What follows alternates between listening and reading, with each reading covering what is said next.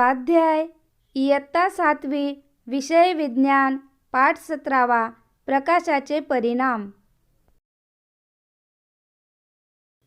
प्रश्न पहिला, रिकाम्या जागी योग्य शब्द लिहा। रात्री गाडीच्या दिव्यांचा प्रकाश झोत वस्तूंवर पडल्यास प्रच्छाया व उपछाया या छाया पाहता येतात।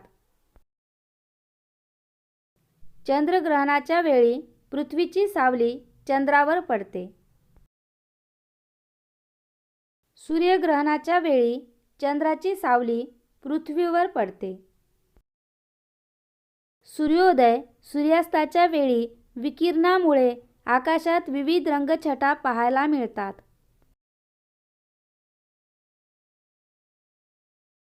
प्रश्न दुसरा, कारणे लिहा। पृथ्वीच्या वातावरणापलीकडे अवकाश काळे दिसते। पृथ्वीच्या वातावरणापलीकडे जवळजवळ निर्वात पोकळी असल्यामुळे सूर्यप्रकाश विखुरण्यासाठी कोणतेही प्रभावी माध्यम नसते, परिणामी अवकाश काळे दिसते। सावलीत बसून वाचता येते। सूर्य हा विस्तारित प्रकाश स्रोत पृथ्वीपासून खूप दूर आहे, त्यापासून पृथ्वीवरील कोणत्याही वस्तूची पडणारी सावली गडद प्रच्छाया नसून फिकट उपछाया असते। या सावलीत वाचन करण्या इतपत प्रकाश उपलब्ध असतो, म्हणून सावलीत बसून वाचता येते। उघड्या डोळ्यांनी सूर्यग्रहण पाहू नये। सूर्याची हानिकारक अतिनील किरणे सतत पृथ्वीवर येत असतात। सूर्यग्रहणाच्या वेळी सूर्याचे तेज कमी झाले तरी अतिनील किरणे मात्र पृथ्वीवर येतच असतात। ग्रहण उघड्या डोळ्यांनी पाहिल्यास ही अतिनील किरणे थेट डोळ्यात शिरून दृष्टीचे नुकसान होते, म्हणून उघड्या डोळ्यांनी सूर्यग्रहण पाहू नये। प्रश्न तिसरा, प्रकाशाच्या विकिरणाची दैनंदिन जीवनातील काही उदाहरणे सांगा। प्रकाशाच्या विकिरणाची दैनंदिन जीवनातील काही उदाहरणे पुढीलप्रमाणे: सिनेमा प्रोजेक्टरमधून पडद्यावर पडणारा प्रकाश झोत, धुक्यातून जाणाऱ्या गाडीच्या दिव्यांचा प्रकाश झोत, सूर्यास्तावेळी दिसणारा तांबडा सूर्य, निळे आकाश। प्रश्न चौथा, हवेत खूप उंचावर उडणाऱ्या पक्ष्यांची किंवा विमानांची छाया जमिनीवर का दिसत नाही?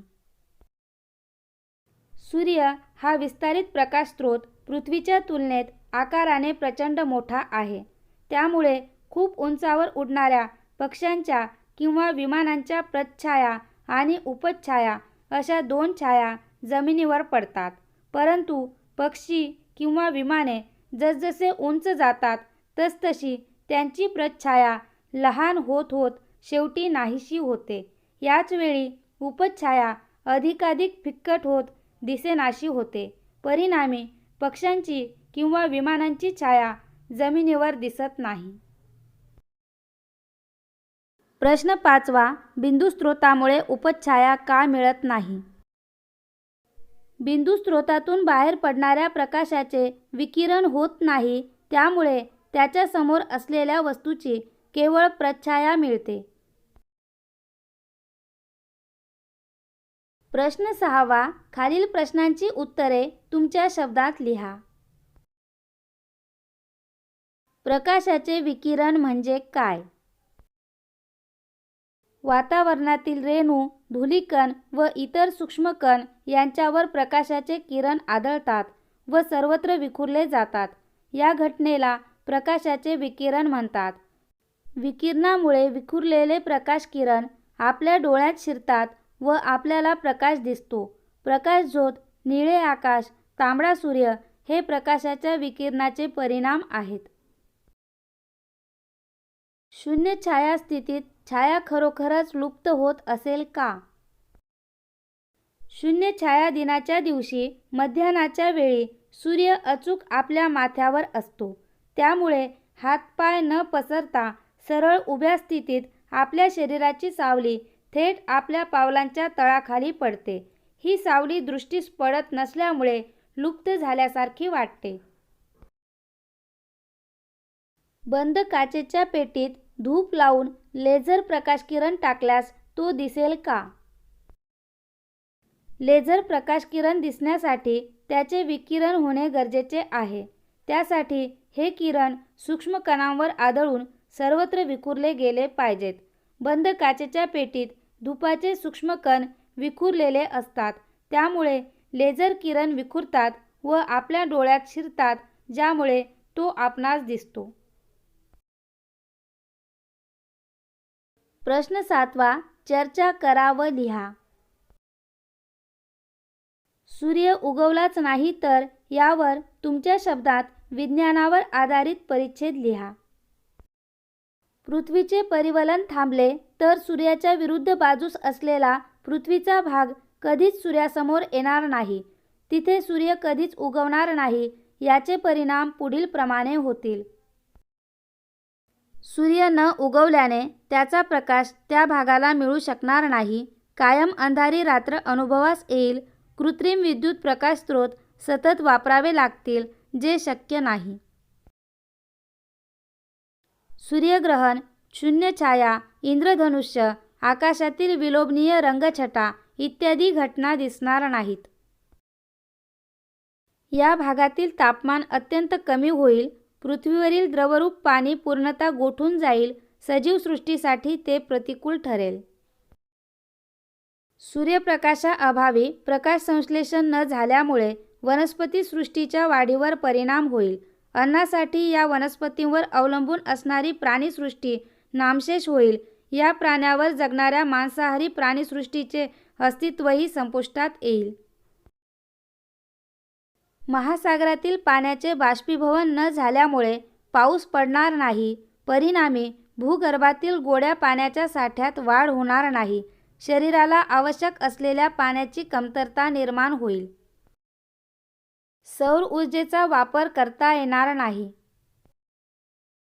पृथ्वीचा जो भाग सतत सूर्यासमोर असेल त्या भागाचे तापमान प्रचंड वाढल्याने तेथील पाण्याचे बाष्पीभवन होईल. पाऊस पडणारच नाही. परिणामी तेथील वनस्पती व प्राणीजीवन संपुष्टात येईल. ग्रहणांबाबतचे गैरसमज दूर करण्यासाठी तुम्ही कोणते प्रयत्न कराल? ग्रहण ही पाऊस, इंद्रधनुष्य, ऋतू यासारखी एक नैसर्गिक घटना आहे हे लोकांना पटवून देऊ. त्यासाठी पुढील उपक्रम राबवू. विविध प्रसारमाध्यमांद्वारे ग्रहणांबाबत शास्त्रीय माहिती लोकांपर्यंत पोहोचवू.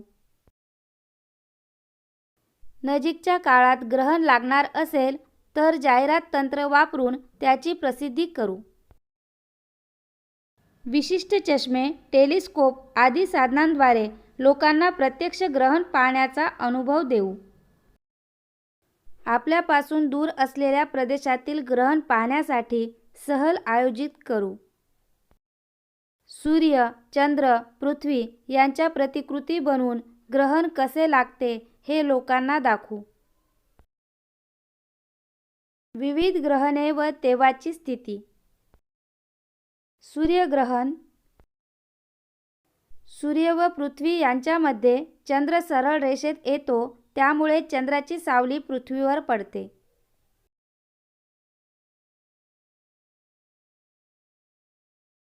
खग्रास सूर्यग्रहण.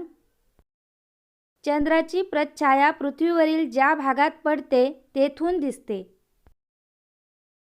चंद्राने सूर्यबिंब पूर्णपणे झाकलेले आहे असे दिसते. पृथ्वीवरील प्रच्छायेच्या भागात अंधार पसरतो. खंडग्रास सूर्यग्रहण. चंद्राची उपछाया पृथ्वीवरील ज्या भागात पडते तेथून दिसते. चंद्राने सूर्यबिंब पूर्णपणे झाकलेले नसते. कंकणाकृती सूर्यग्रहण. चंद्राची प्रच्छाया पृथ्वीवरील अतिशय कमी भागात पडते तेथून दिसते. चंद्राने सूर्यबिंबाचा परीघ वगळता सर्व भाग झाकलेला आहे असे दिसते. सूर्यबिंबाचा परीघ प्रकाशाने उजळलेल्या बांगडीसारखा दिसतो. चंद्रग्रहण. सूर्य व चंद्र यांच्यामध्ये पृथ्वी सरळ रेषेत येते, यामुळे पृथ्वीची सावली चंद्रावर पडते.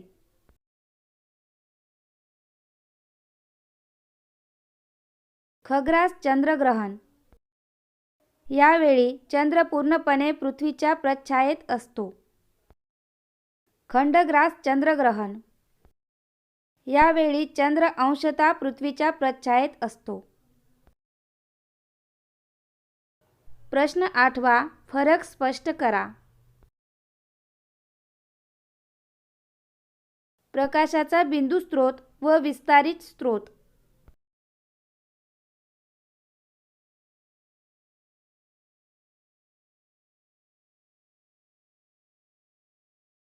प्रकाशाचा बिंदू स्रोत, प्रकाशाचा विस्तारित स्रोत. प्रकाशाचा बिंदू स्रोत आकाराने सूक्ष्म असतो. प्रकाशाचा विस्तारित स्रोत आकाराने मोठा असतो. या स्रोतापासून वस्तूची केवळ एकच छाया मिळते. या स्रोतापासून वस्तूच्या 2 छाया मिळतात. या स्रोताचे उदाहरण छिद्रातून बाहेर पडणारा प्रकाश. या स्रोताचे उदाहरण सूर्य, टॉर्च. प्रच्छाया व उपछाया.